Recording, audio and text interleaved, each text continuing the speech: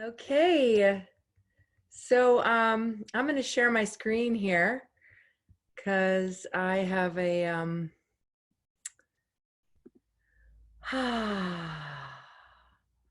I had a lot of fun getting back to making a slideshow.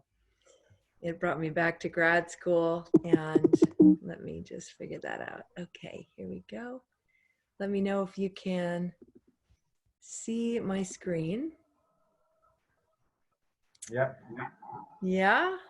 Got Okay. it. So before I get started, I'm just going to invite us all to just take a really big breath all the way down into your body. And my topic is embodying your authentic leadership. And I know a few people are wanting to come right at 6:30. So I'll just give, I'm a therapist, I'm a somatic therapist and a devotional singer and a yoga teacher of 20 years. And so this comes from the journey. So let's see. I think I'll just get started.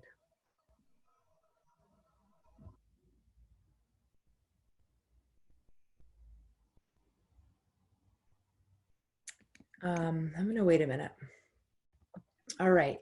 So before we even get started, I wanted to just get this out of the way. I really wanted to stay in touch with anyone who wants to stay in touch with me. This is an opportunity to do that. I have 2 global coaching calls that I'm doing next Saturday, and then 2 Saturdays from now with a dear friend and a world musician who's Joan Baez's son, and will be joining me.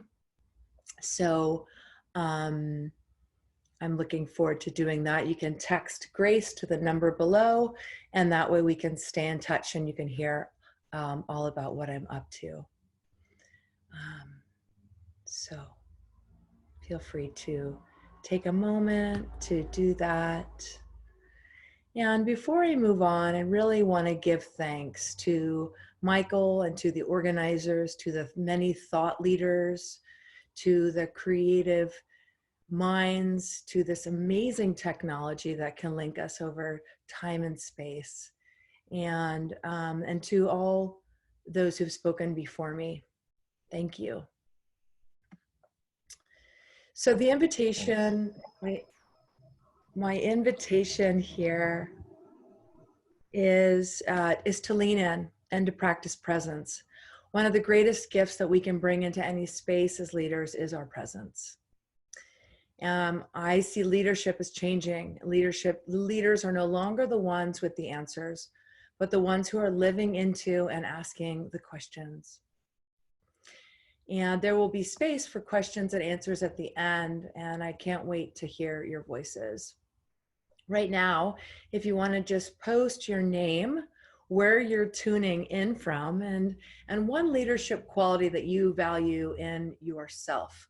I'd love to see what you have to say. And I'm still really learning Zoom, so let's see how to do that. I'll check it in a bit. All right. Okay. So you are a leader. Oh, there we go. You are a leader. What is leadership? Leadership looks different all the time, right? These days, this is a picture of me swimming in San Francisco Bay. And I feel that I'm in my leadership when I am really deeply in my body, when I'm taking risks, and I'm living my life like no one else's life. It looks like my life. And that to me is when I really feel the zing, that aliveness of where I'm smiling at strangers, where I feel really generous, and where I'm at that creative edge. And I want to just take a moment, because leadership can look a lot different in many different moments. These days, it might look like holding space for yourself.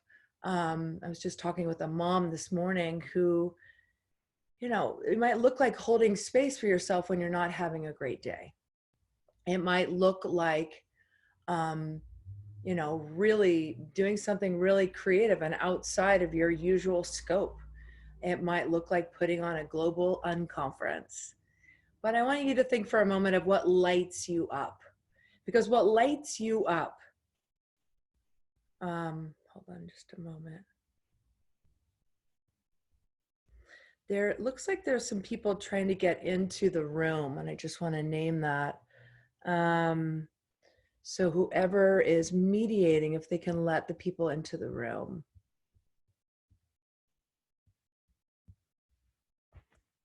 Just want to check on that before I move on.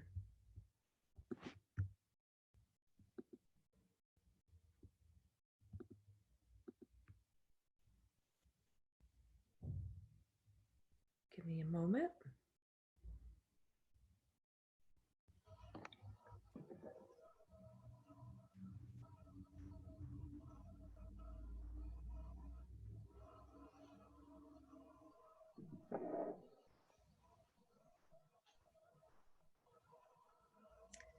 Is the mediator here?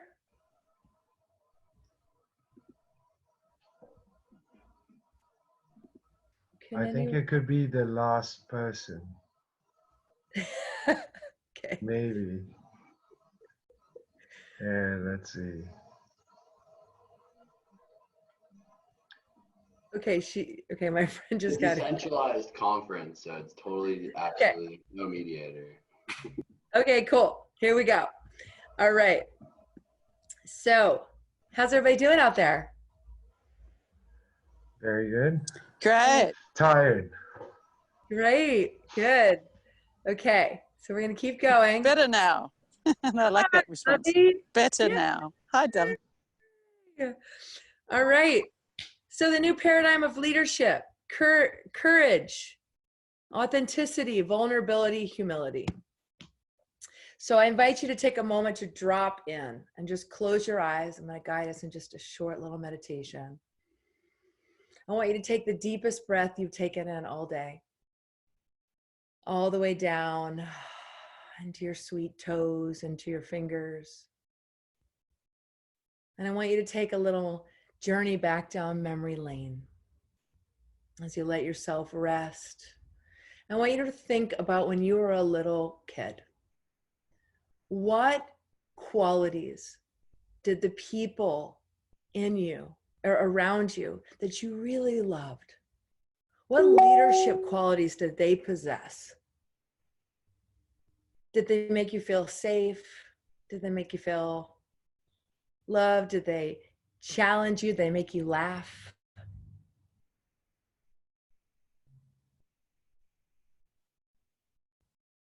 And as we drop into this present moment together, and together across time and space, we are learning how to handle the unknown. And yet the unknown is where we can find grace, is when we don't know, where there's a new possibility, and we are in that creative void right now together. So open your eyes, feel free to share in the chat bar any of the qualities that you loved in those in your childhood. Okay. So what is embodiment? Embodiment is to come all the way into our bodies. And this means that we must feel and maybe heal and maybe grieve. And yet, this is the source of our greatest power. And when we are embodied, we can't be controlled. We can't be controlled. And it requires tremendous courage to become this human. And humanity is asking this of us now more than ever. In grad school, I really enjoyed studying mindfulness, as I really wanted to investigate why yoga had healed me of anxiety and trauma, and why it heals many people of so much. And in the mindfulness research, one of my favorite findings was that people who practice yoga, the insula cortex in their brains, this is the part of the brain that actually is able to sense that right now in this moment, I can feel I'm a little bit nervous. I can feel a fluttering across my heart. I also feel really excited. And the part of my brain that can actually sense what's happening inside of me, it also translates to me being able to feel more of you. So this increases empathy, and depending on the degree of the gray matter in the insula cortex. So I just love that. And so I had to bring in the power of emotions. Of course, this is a short little segment on very big topics, but emotions, the emotions is energy and motion. Each emotion is a messenger. I probably already know this, but we're just going back through it. And the emotional body gives way to intuition, to that inner GPS guidance, to those gut feelings when we just know that something is not right. And through the body is how we connect to the spirit. And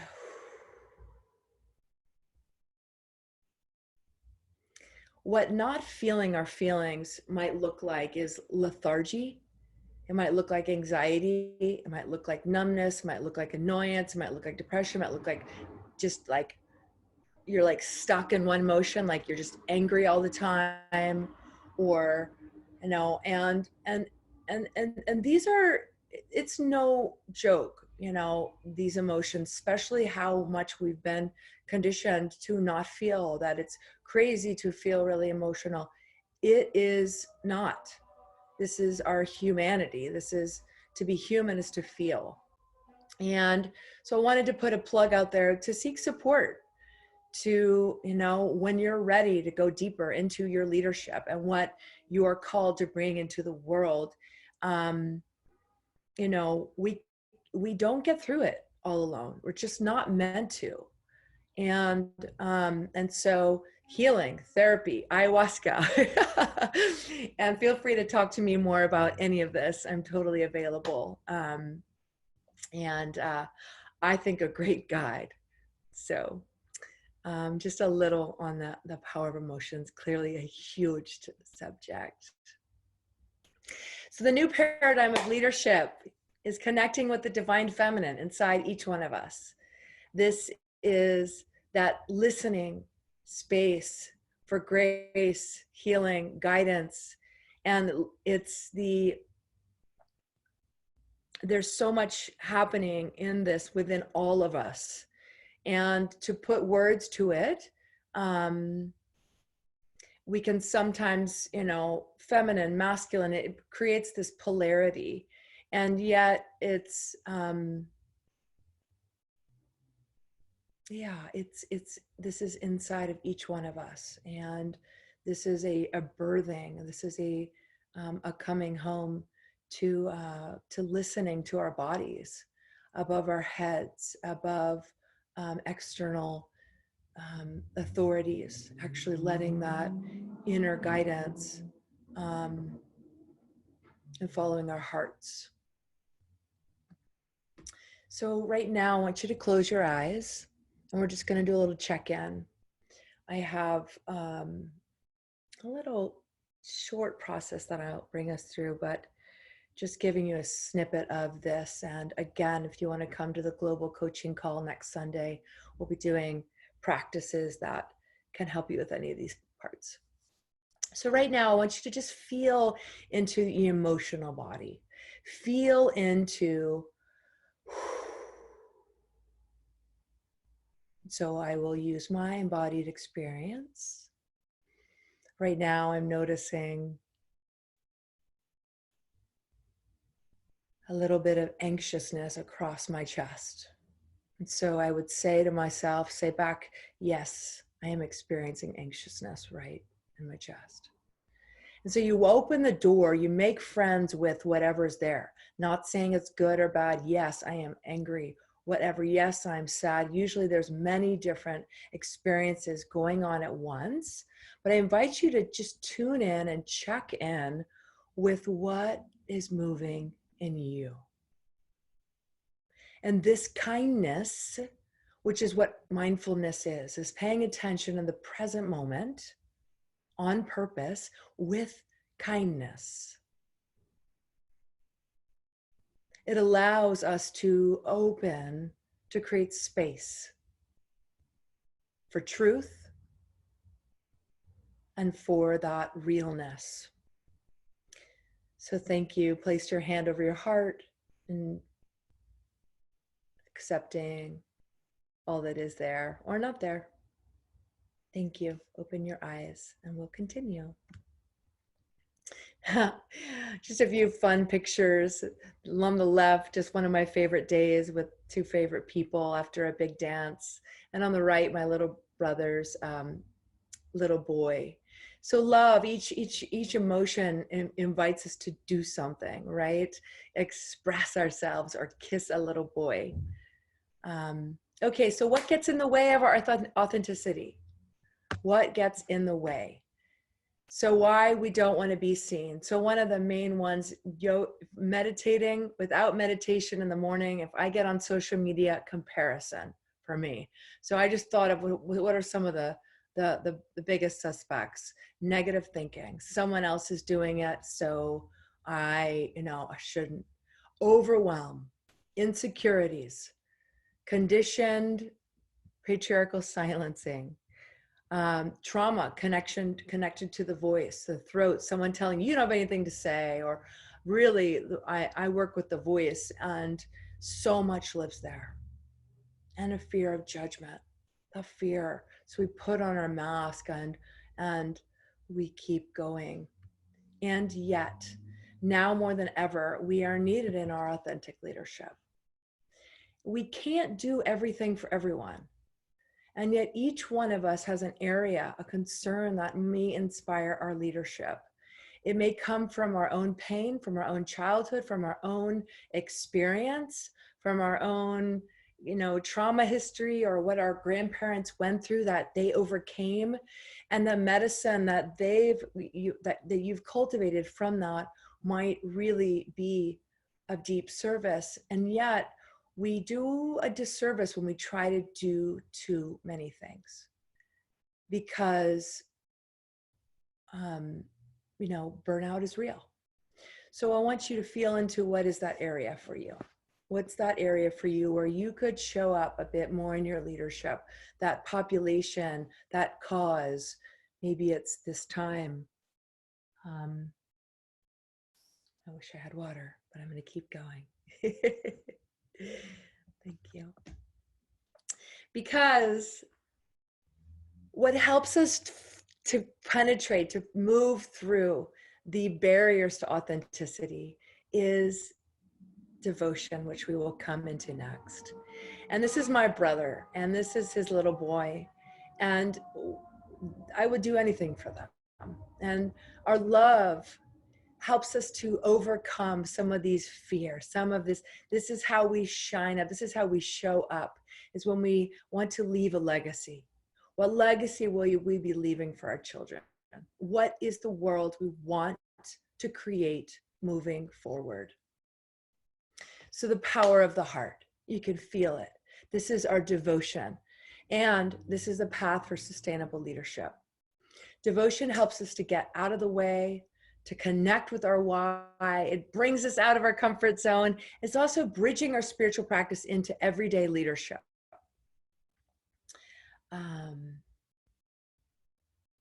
Creating the world we want to see, living outside disembodied conditioning, and asking for help so that we can build something bigger than just ourselves. So I wanted to take a moment for a blessing for the healing of the heart, for the courageous leaders that are coming forward, that are here, that see all people as their family. And I want to invite you to feel into what you are in devotion to.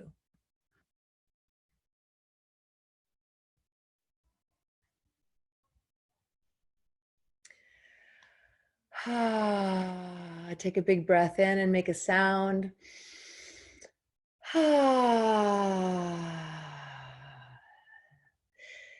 So the impact of sound and vibration is our voice, when we find it, when we sing, when we speak to ourselves from our hearts, has the power to heal ourselves. It also has the power to create great harm. We can continue to use the voices that pass down through our lineage of self-abuse, or we can actually begin to cultivate something different. I invite you to work with your voice, to take up space, to move through what might live there, and really start with the ways we speak to ourselves. And it requires you really believing that you have something to say. And this is my work. I love this work. There's a sound inside of you that when you find it and you speak from that place, you must be heard. Oftentimes, emotional blocks and, our pipes get clogged and our voice doesn't come out smooth from that deep bellows place. So I want you to repeat after me, and I'm going to take us all off of mute. I don't know how to do that. Okay, let's see.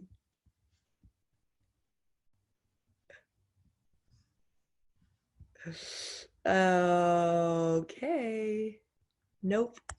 Okay. So, all right, repeat after me. You can do it. Here we go. Okay, I pledge to be myself. Let me hear you. I pledge to be myself. I will do my best to bring what is most true, to bring my unique medicine into the world. I will stop being hard on myself, and I will celebrate who I am and what I am. God, I wish that I knew how to unmute you. Oh, wait, there we go. No, shoot balls. Okay, we're just going to do it without. Okay. I will be patient with this process and the time it takes. I will celebrate who I am and what I am. And from this place, I am a courageous leader. And I am here for the world.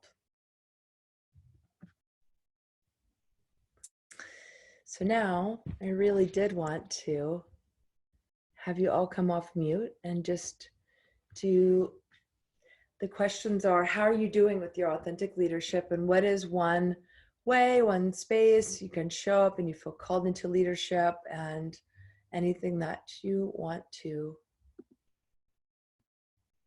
share.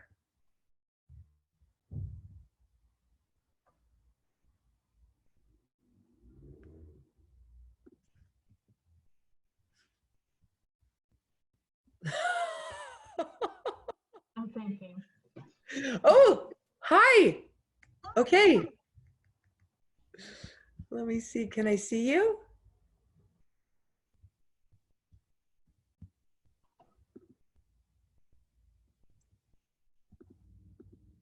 Okay. Hi, Devin. Did you want to ask a question? I did. I wanted to ask, do you have any advice on getting over fear of expressing your voice? And I guess I'll just go into that a little bit. I grew up sort of being told that I was tone deaf. And I think that that's, at least sort of younger me had that little voice that was always wary of that.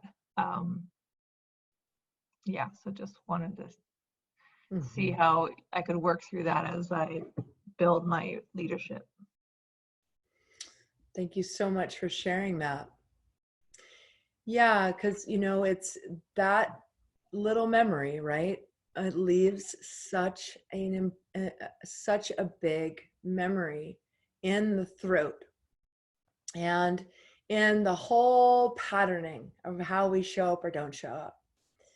And you know, I have a lot to say on the subject of, and I would first just want to honor your voice right in this moment, speaking up, because I hear you're already kind of moving through that. And you know, singing and speaking, and I'm a devotional singer. I love to use chanting as a way to open my throat. But there's also other ways to work with it. And I think, yeah, continuing to speak about what you love and what, and honoring the girl inside of you by encouraging her. That's what I have right now, love. Thank you. You're welcome. And anyone else?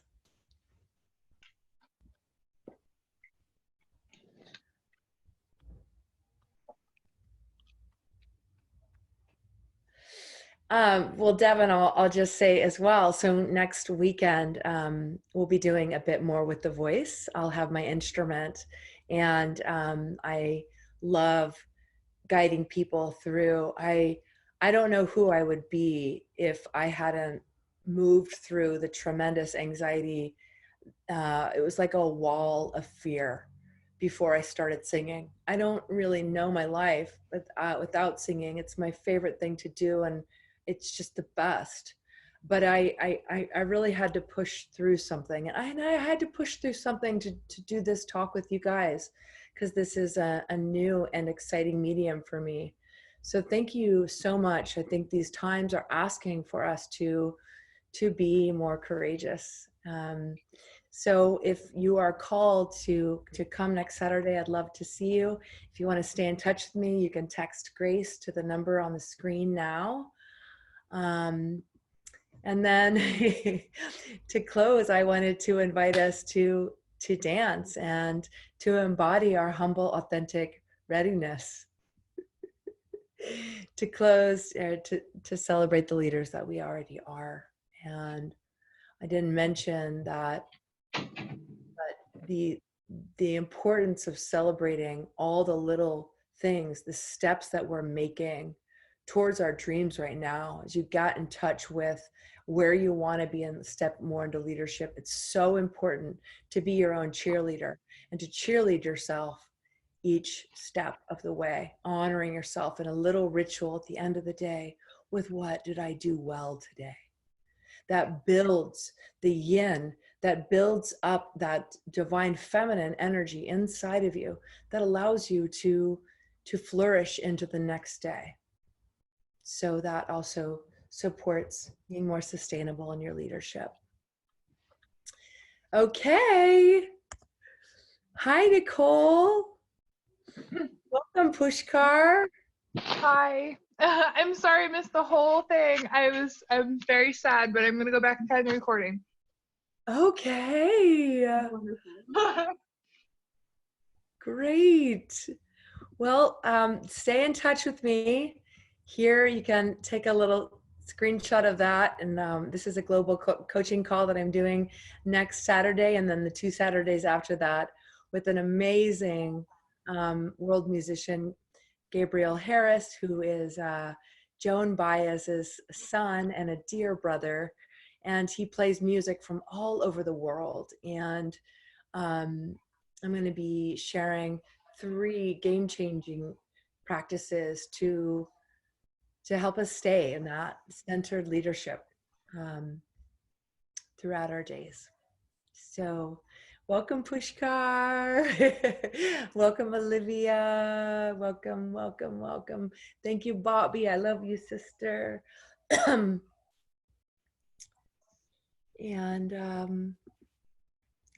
thanks for staying, Matthew. Thank you, Jordan. Thank you, Ricky. And thank you, Omar. Anyone else have anything they want to add?